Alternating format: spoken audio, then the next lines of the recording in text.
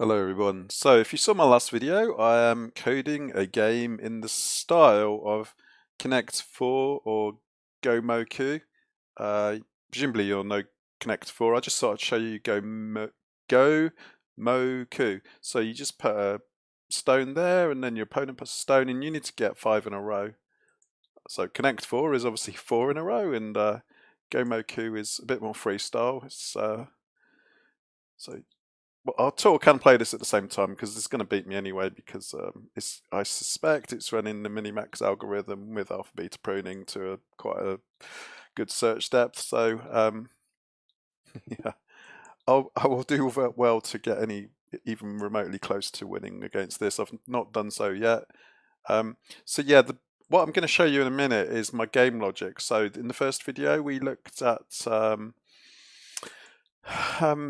the board layout and how I'm going to need some heuristics, which are basically ways to be able to score the game even when I'm not going to do a full search depth.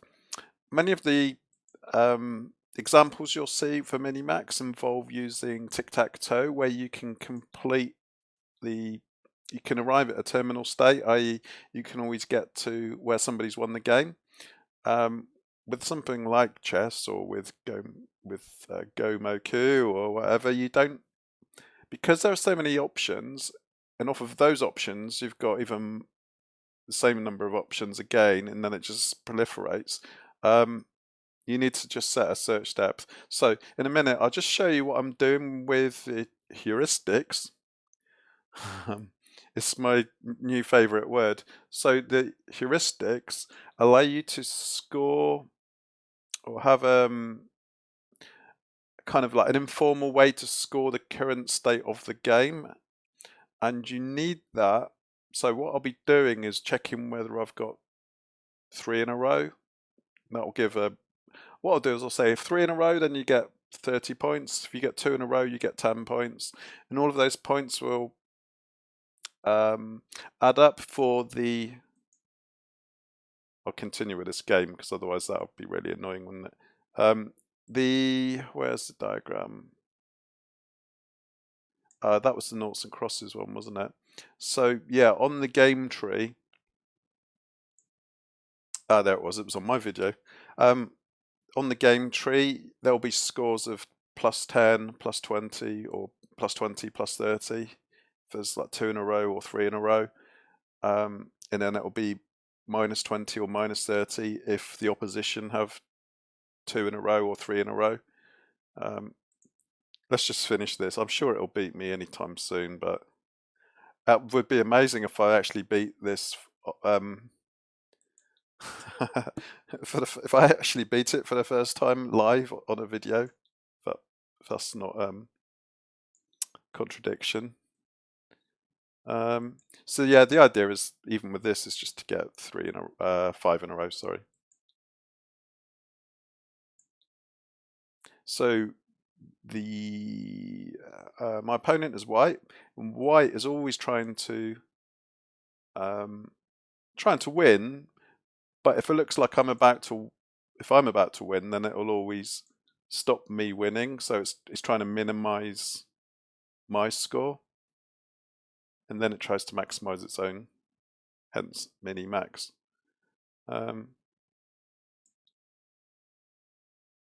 It really surprises you when it wins, because it comes sometimes, if you're not concentrating, it just comes right out of the blue, and yeah. There we go, 5 in a row. So I've lost because it's got 5 in a row.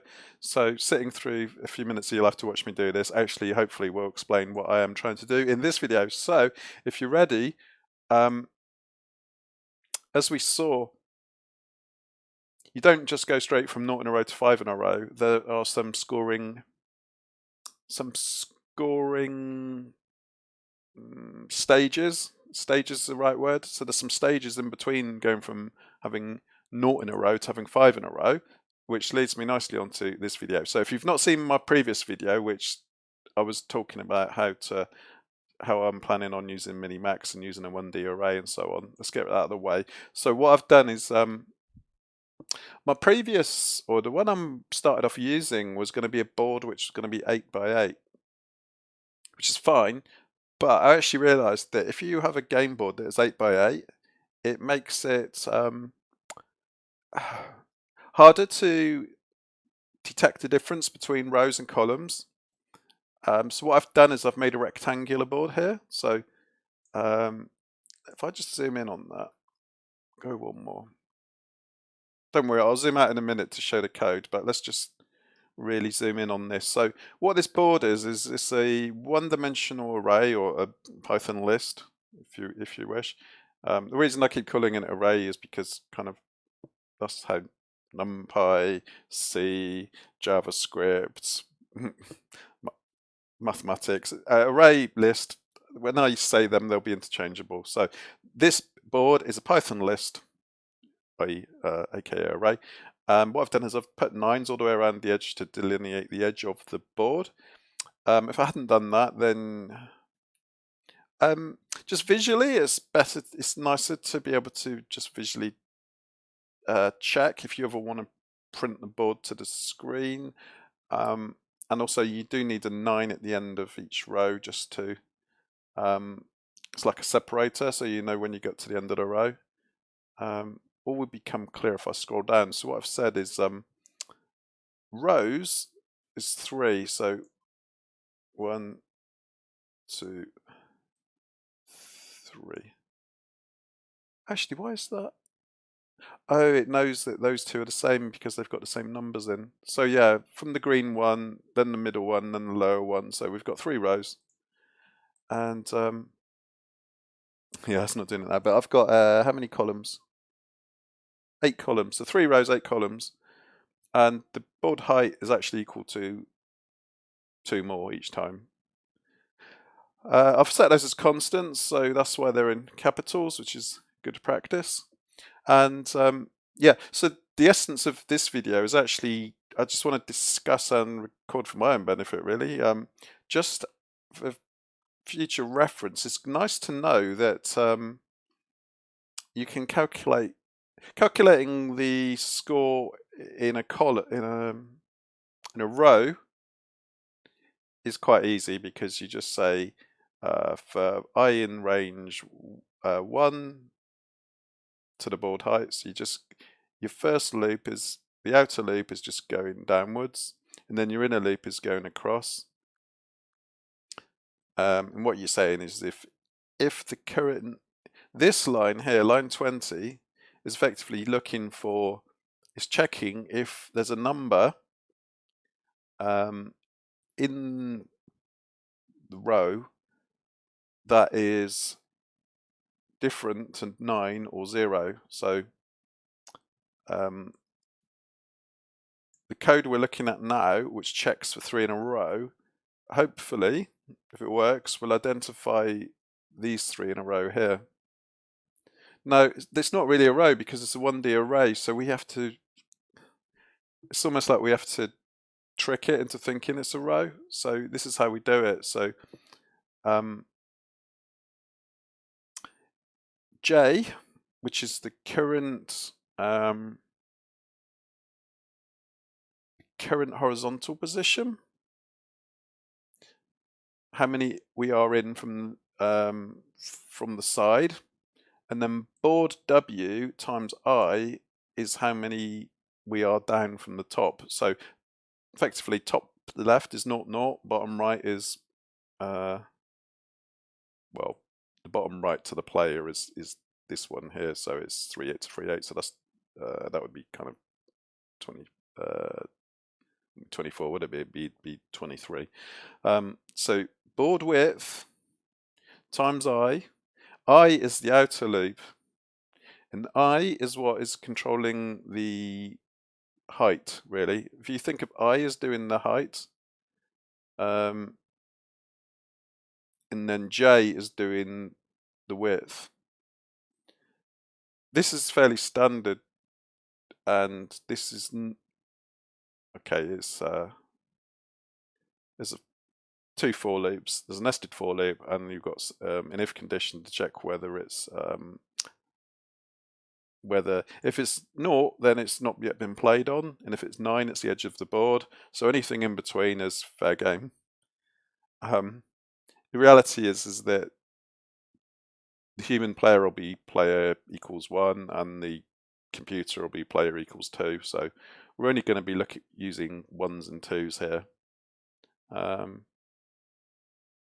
suppose you could have 3 players, but 3 players doesn't really work for game theory or minimax, or not so good. So what we've done is, let's just finish this off, and then we'll get to the good bit, the tricky bit.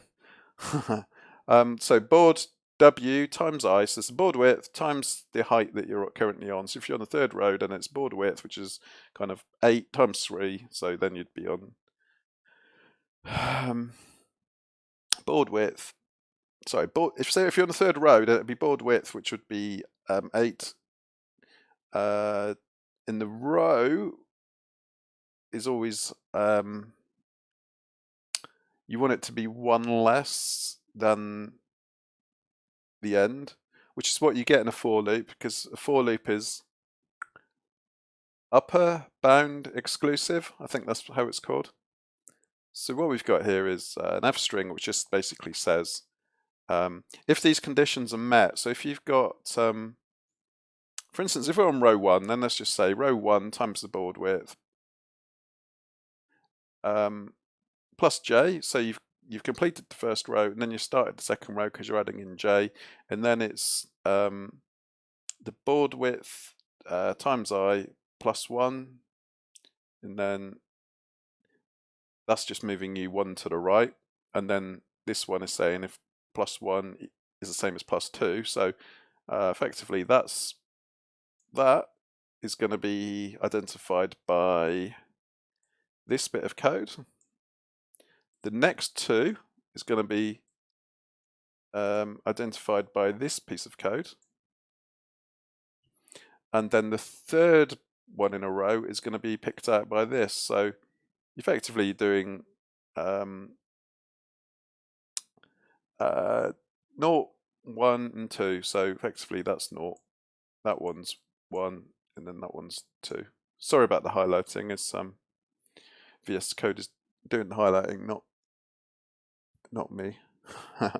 All right, so that's how we check in a row. I'm going to post this code on GitHub so you can refer to it and check it, and hopefully this is fairly understandable. Right, so the next one is how to check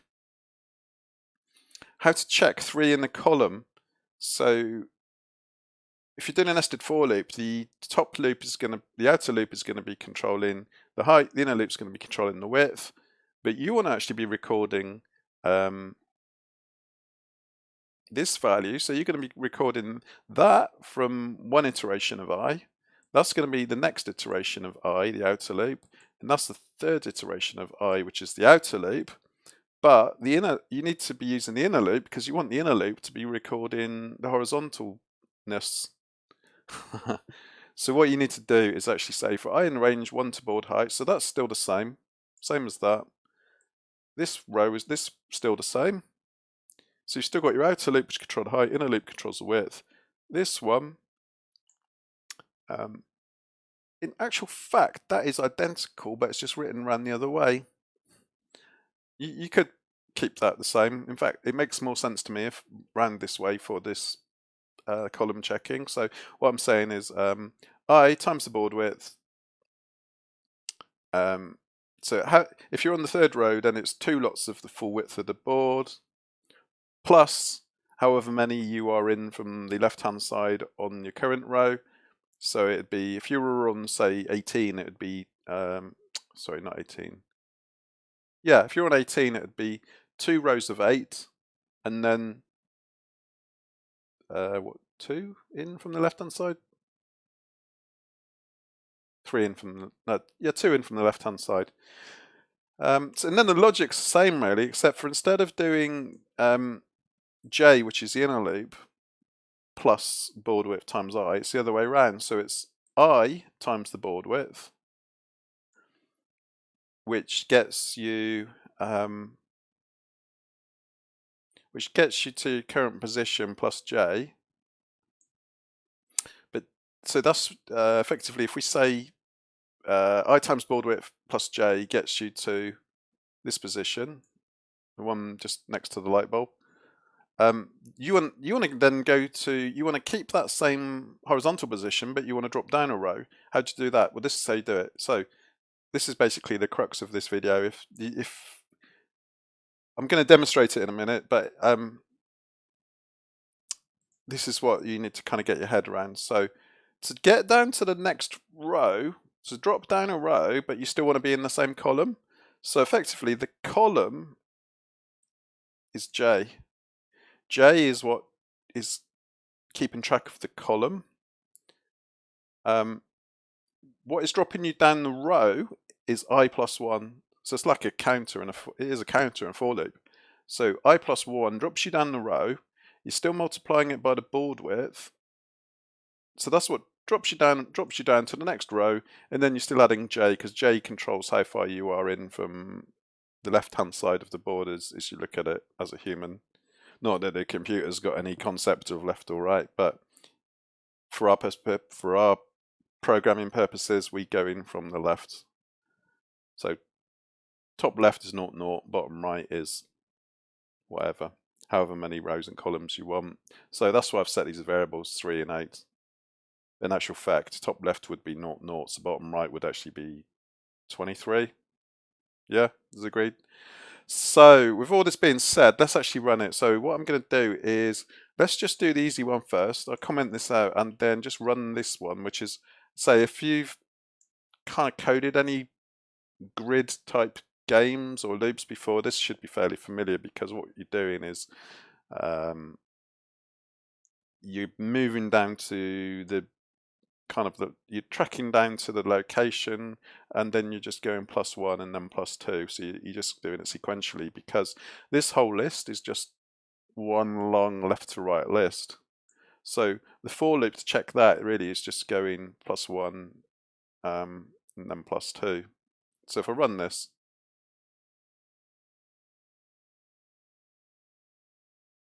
unexpected indent. Wow. I wasn't expecting. I think this sometimes happens even when there's no issue. Let me just run it again.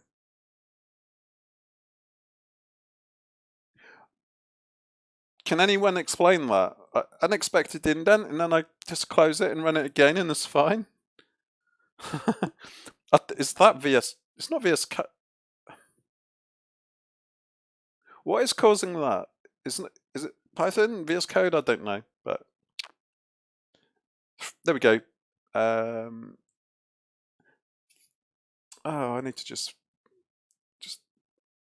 change that. 3. Put an X in there, just a lowercase x, just to make that more sense. What I'll do is I'll just scroll back up so you can see the game board as well. So let's see, it's told us here, we've got 3 times 2 in a row. For the purposes of our heuristics, our game evaluation function, it doesn't matter where the 2 in a row is. Oh, sorry.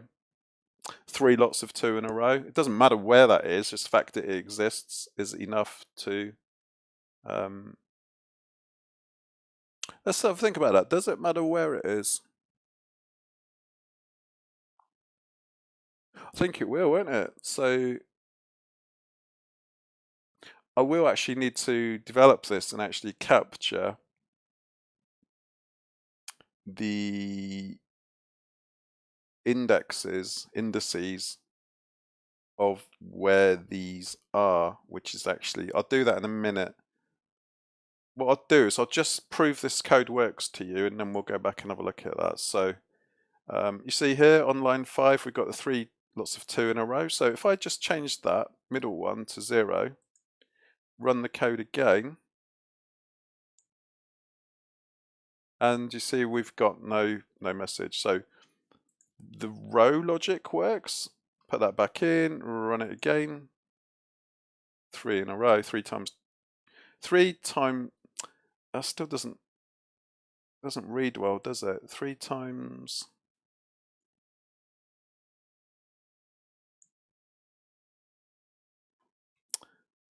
number of player. Let's say player. Payer. Player. Run it again. Just 3 times player 2 in a row. Yeah, 3 times player 2 in a row. Yeah, that's just fine tuning, really. We can argue about that until the end of time. So, what's next? Let's just demonstrate the column checking then. So, comment this out, uncomment the column code, and then we just need to go back up and yeah, we've got 1, 1, 1. So we've got 3 ones in a row here. If we run the code, 3 times 1 in a column. Again, I could change that just to say 3 times player 1.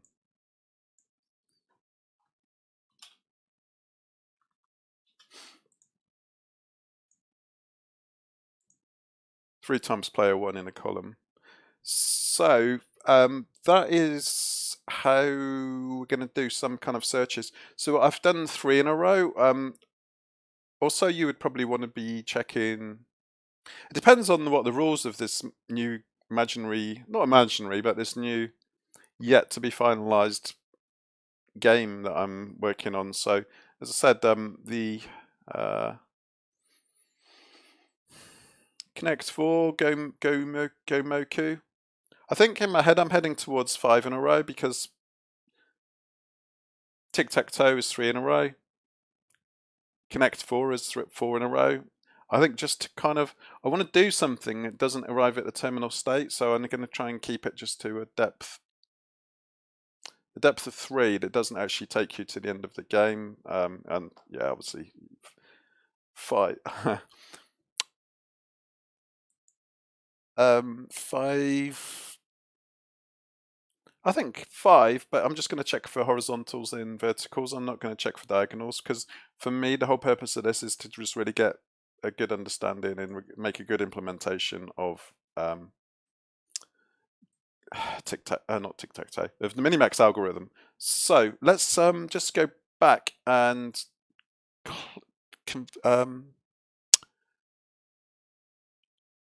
we want to get those board positions. How are we going to do that? We think we need to so instead of this line,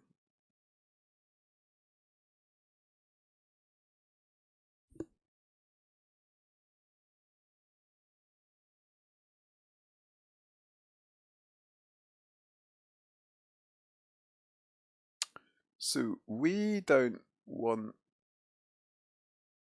yeah, we just don't want the values. So let's do yank. I've got Vim on. The jury's still out on using Vim and vscode. It's there we go.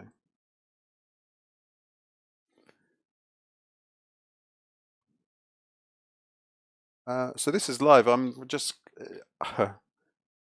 I've not done much live coding for a long time. This is it's hard to try and talk and code at the same time. I'm impressed by anybody who does it. So board. If I take out board underscore bracket and that as well. Oh, I'll just leave that in.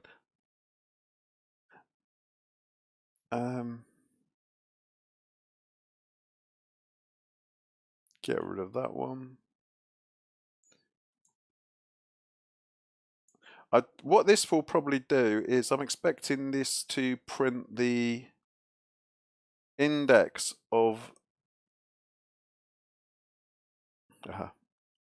the index of the first of 3. Let's just run this. I'm just going to comment that out.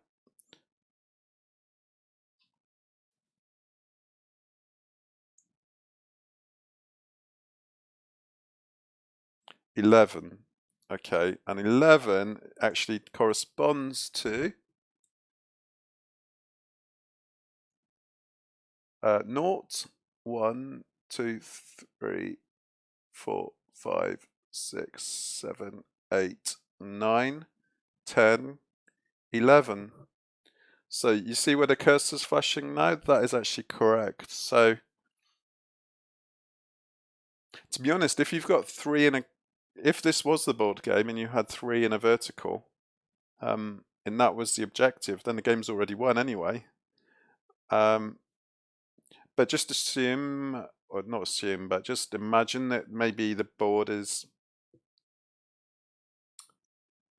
6 rows high. If the game is 6 rows high, yeah, let me just prove that to you, because that's quite important, because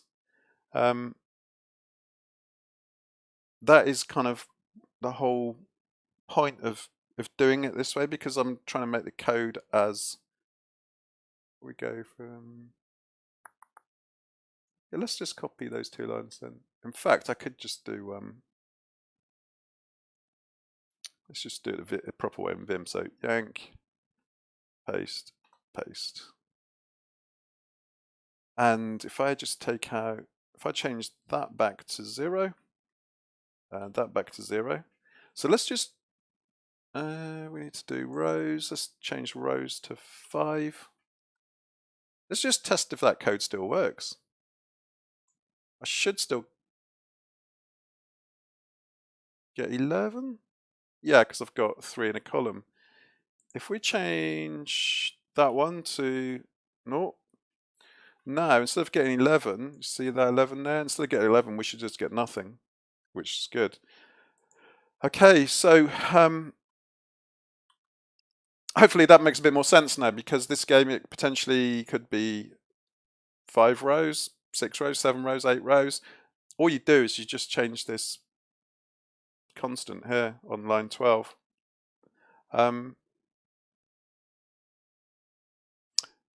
So what we've printed to the screen, let's just tidy that up as well. I just want to make it more obvious to somebody who just looks at it straight off the street, so to speak. So if we do yank, paste, paste. So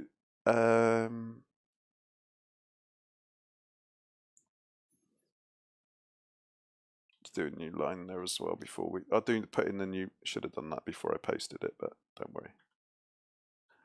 Sure. Right, so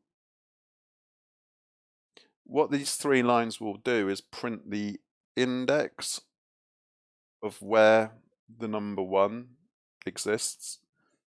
And I need to do I times board width plus j, I plus 1.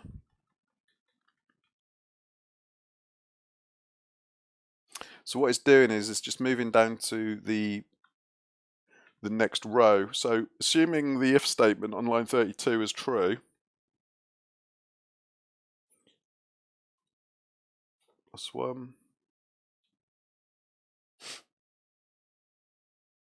And then on this line 36, we'll just do I plus 2.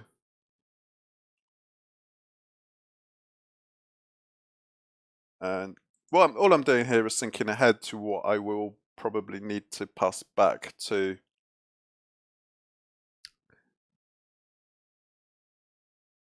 minimax to do the evaluations. It's all about getting let me just maximize that. It's all about filling out these numbers. So these numbers are what I keep referring to as the heuristics. So we've got 1, 2, 3. Is that a depth of 1, 2, 3? Is that depth 3 or 4? I'd count 1, 2, 3, 4. Is that 4? I don't know. 3 or 4. Doesn't matter too much. Let's play this and then we'll just wrap up. So you see 11, 21, 31. And that as we can. If you count, that starts at 0. So you've got 0 to 9, 10, 11. So that's 11, and then you go. Effectively, you drop down another row, so that's adding 10 on, and then another row, so that's adding another 10 on. So that's where you get your 11, your 21, and your 31. I know it's. This actually does feel like it's hard doing it the hard way, but part of me wants to do it the hard way just to try and do it as a bit of mental exercise, and I understand it from, especially with chess games, older code. If you haven't got a 2D array available to you, then why not use a 1D array, and potentially it would work faster. I understand. Let's just check on that, because potentially it doesn't actually matter one at the slightest anymore. But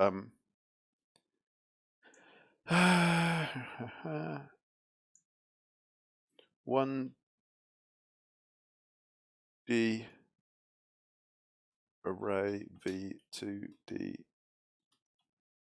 array game board representation.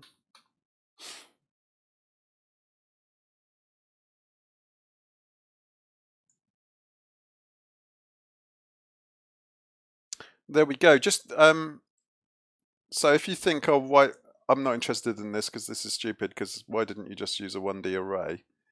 As I say, part of me wanted to actually just do it the hard way, but here it says 1D or 2D array, what's faster? Unless you're talking about static arrays, 1D is faster.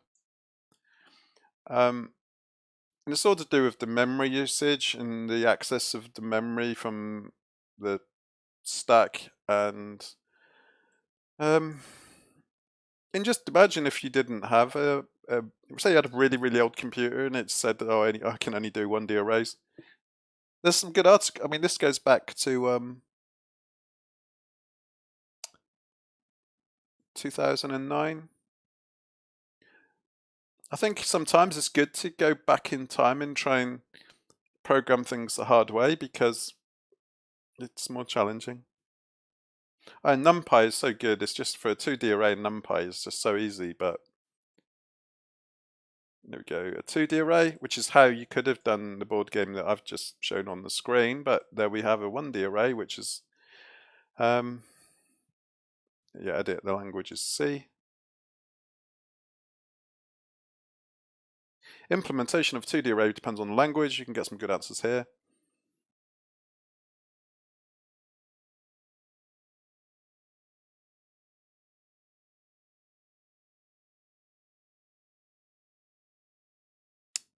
Row major order.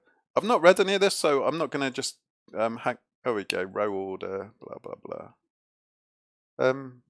Yeah, I say I can leave you to read about that if you are so interested, and hopefully what I've shown you here is something which might have bugged you, and you thought, oh, it's easy to work out if you've got consecutive numbers in a row, because you just do +1 and +2. So check 3 in a row. You was this code. So this was the checking if things were the same in a row. So